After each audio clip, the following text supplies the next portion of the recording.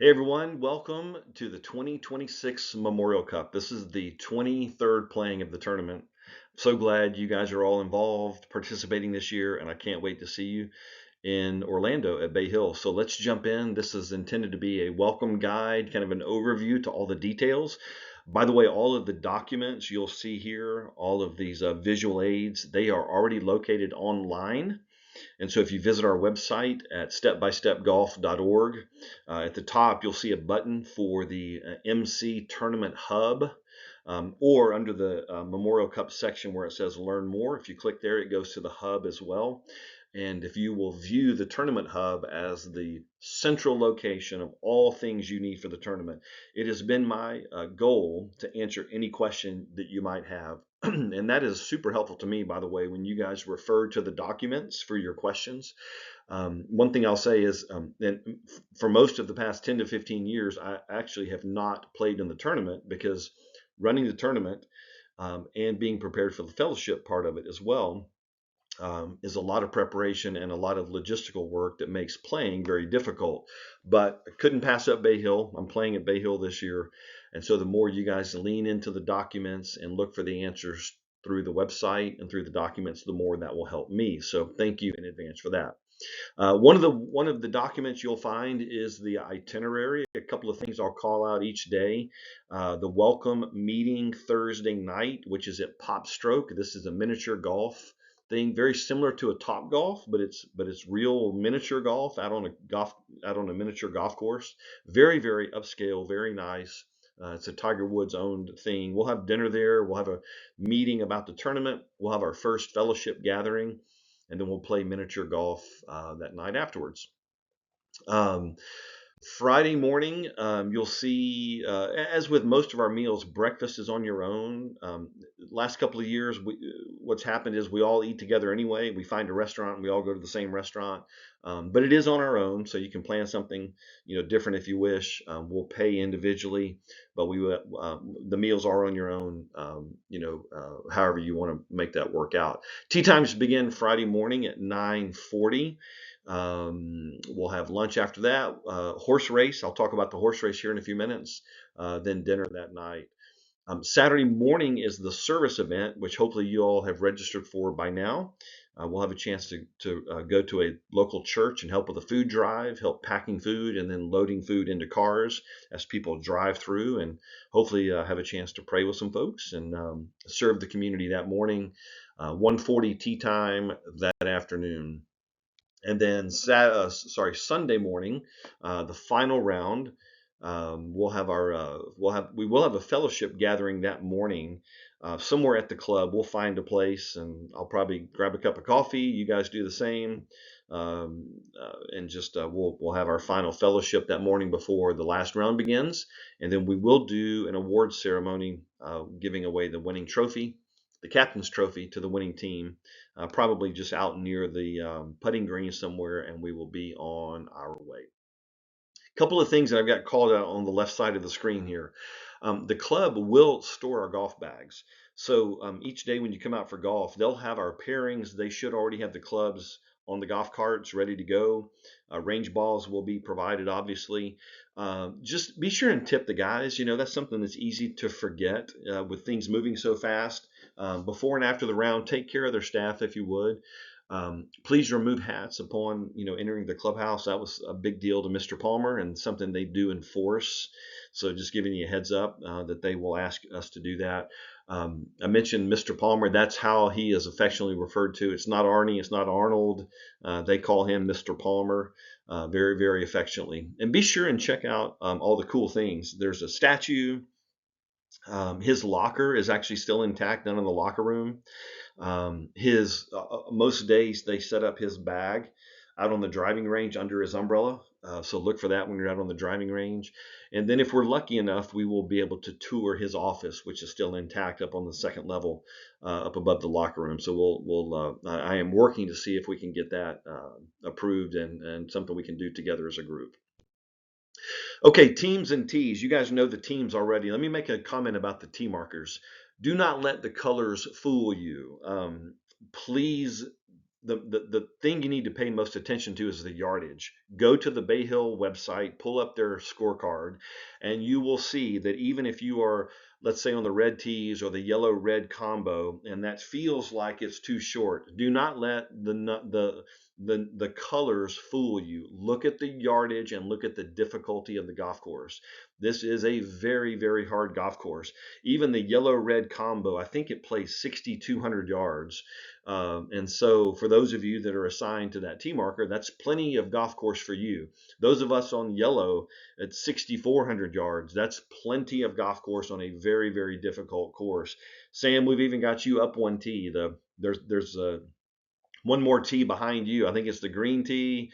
I guess it's the pro where it tips out at like 7,300 yards, but we're letting you move up one as well. So very difficult golf course. Please don't let the colors fool you.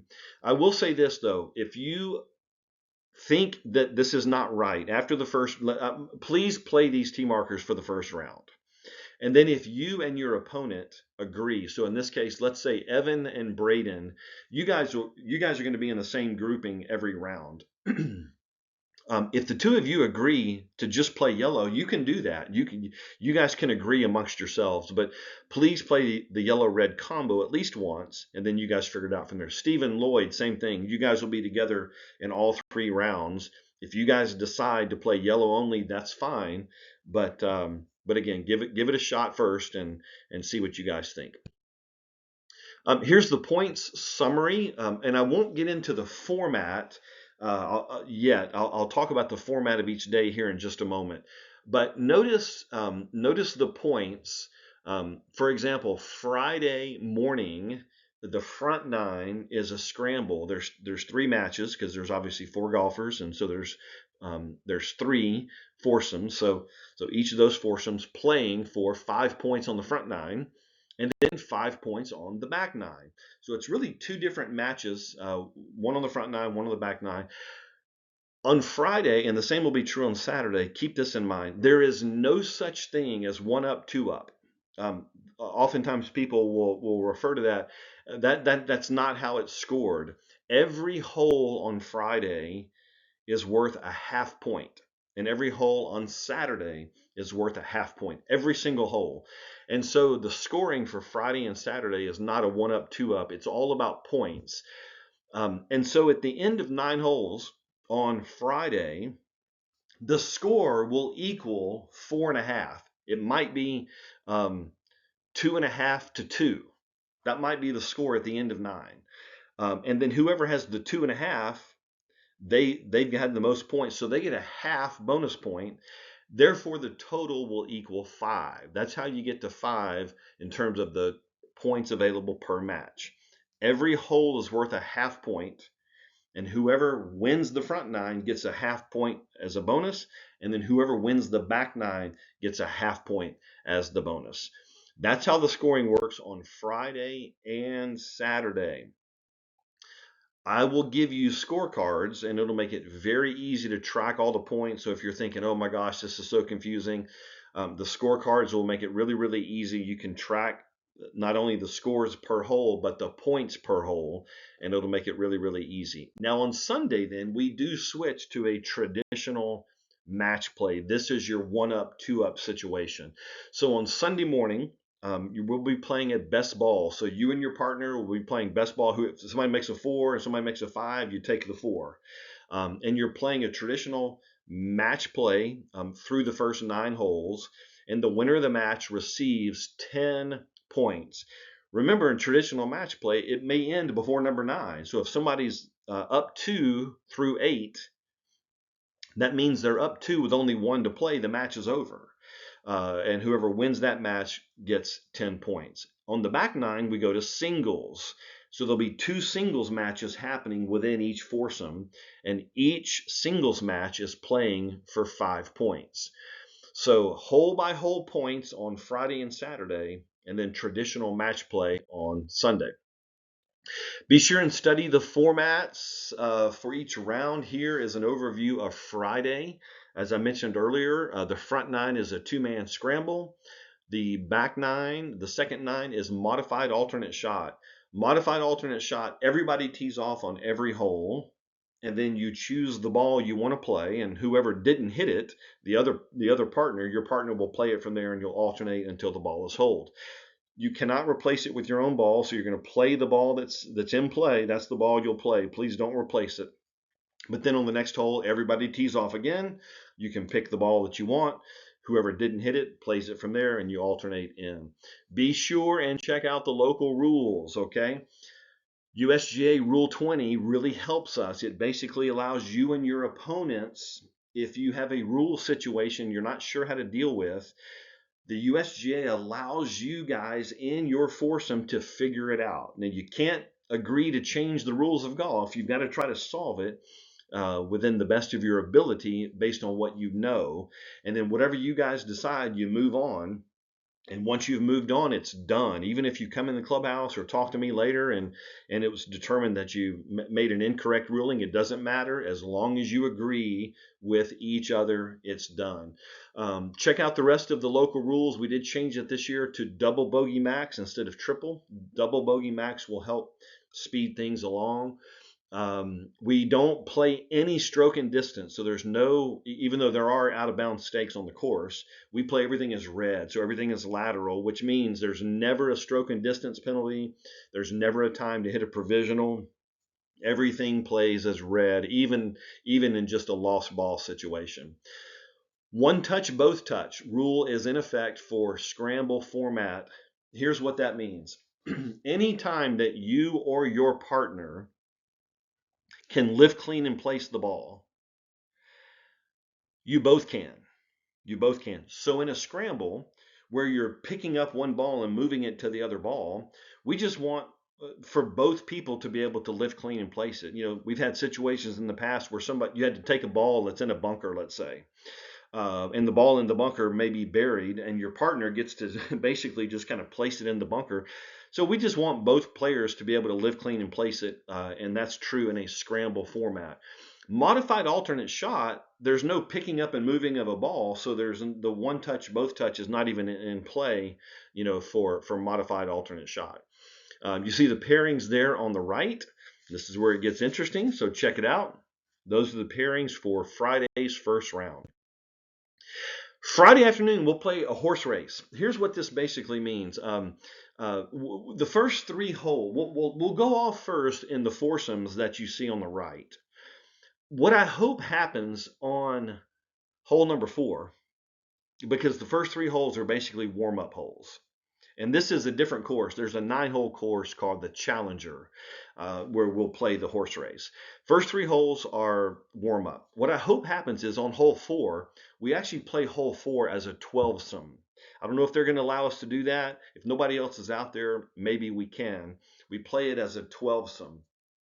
And you see under the overview, starting on hole 4, 2 worst scores eliminated, so that when we go to hole 5, only 10 of the 12 golfers are still in play.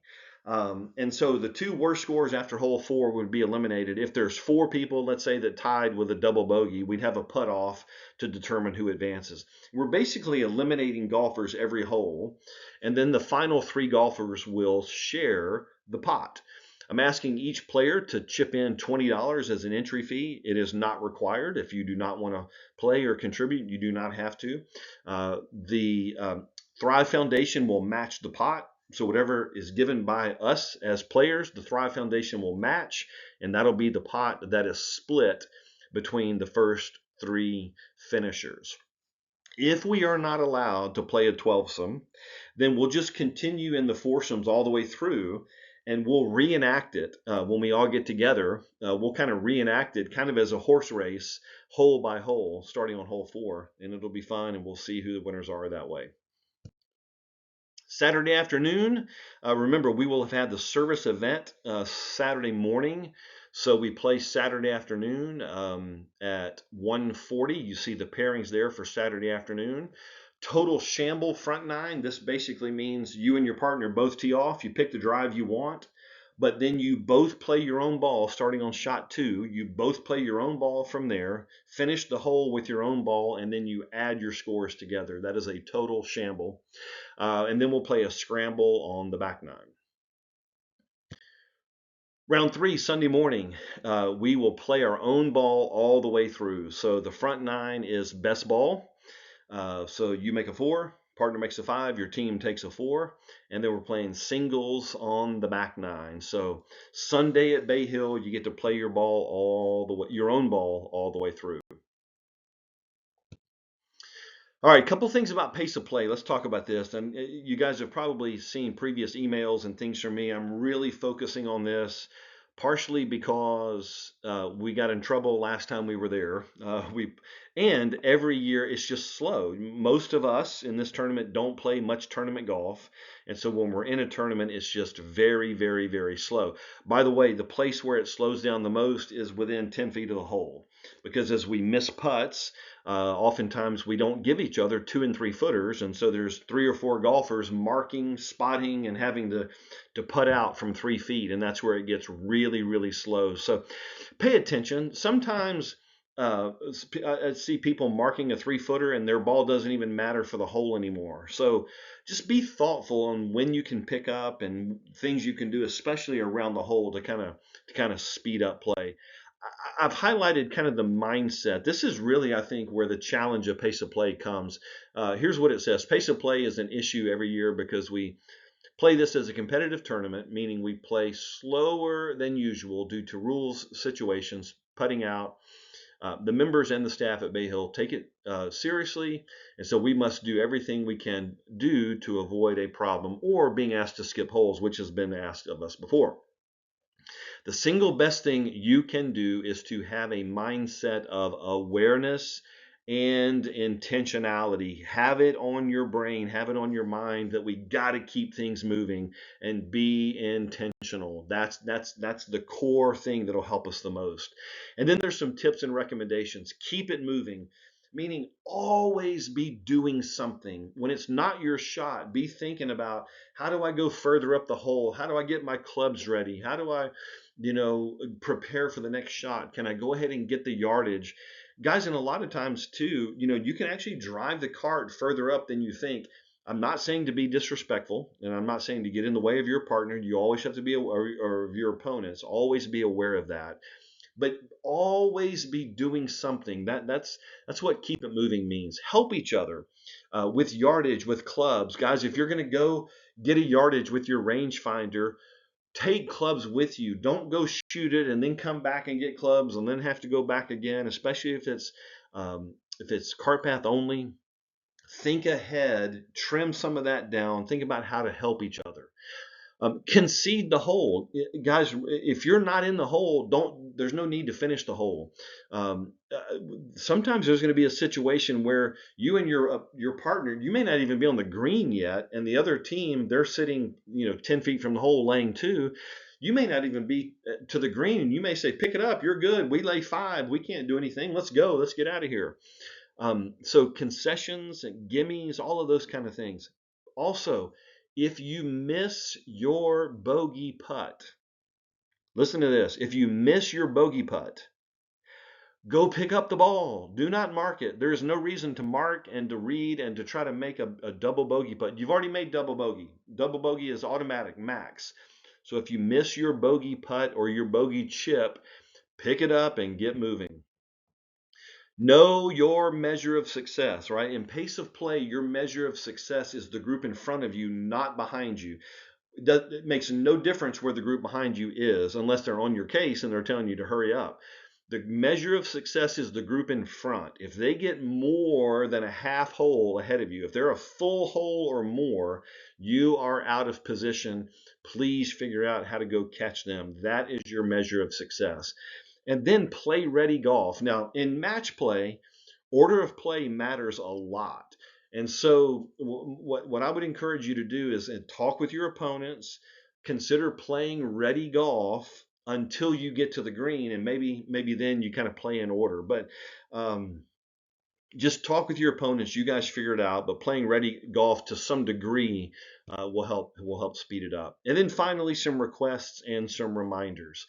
The spirit or the purpose of the event should take priority over all. We are there to honor Christ. We are there as a men's fellowship. Yes, we're playing a competitive tournament, and that's what it says on the next bullet point. Actually, come prepared to compete and to connect. We can do both. Jack and Arnie did both. Jack and Mr. Palmer did both. They competed, yet they were great friends off the golf course. And we're going to do the same. We're going to compete, but we're also going to connect with each other in Christian fellowship. Mark your golf balls before you get to Orlando. Please don't wait till you get to the first tee. Some of you will, even though I'm saying this, some of you will. But before you get to Orlando, put some personal identification markers, dots, lines, initials, something on your golf balls. Don't forget your sunscreen, your baby powder, and rain gear. You will need all of those. Emphasize baby powder. You will need it. You will need it. You will need it. Trust me, if you don't know why, bring it anyway. We will play in the rain, and it is going to rain. It's Florida in August, so it's going to rain. Bring your rain gear. We won't play in lightning, but we will play in rain. And most importantly, your copy of God's Word. Make sure you bring your Bible, or if you have it on your app on your phone, or whatever's best for you, please bring your copy of God's Word. Be where you're supposed to be before you're supposed to be there. Please know the itinerary. This is the best way you can help me. If you have questions, go to the Tournament Hub. If you didn't find your answer, keep reading. It's probably there. And if you still have questions, that's okay. Go to your captain. The Nationals team captain is Derek Gargis, and the Americans team captain is me. So feel free to go to your captains with additional questions. You and your opponent, which is the equivalent seed on the other team, can make adjustments as you see fit to your tee assignments. We talked about that earlier. Please remove hats before entering the clubhouse. We talked about that. Please soak up the amenities and the history part of Bay Hill. We talked about that. Please wear your team shirt on Sunday. So Bay Hill, we have purchased shirts, very, very nice shirts from Bay Hill. They'll have the Bay Hill logo on there. Nationals, you'll have white shirts with tiny little red stripes. And Americans, you'll have matching. It'll be the same thing, white shirts with navy stripes. You'll each receive a Thrive t-shirt. Please wear that on Saturday morning for the service event, and please bring cash so you can tip the bag boys and pay the entry fee for the horse race if you wish. Okay, lots of great information. Probably you guys still have some questions about the formats and the points and the scoring and all that. That's fine. We'll talk about all that Thursday night at the dinner at PopStroke. If you have questions in the meantime, feel free to call me, text me, email me, whatever. Be glad to answer some of those things now so that you get your questions answered before we get there.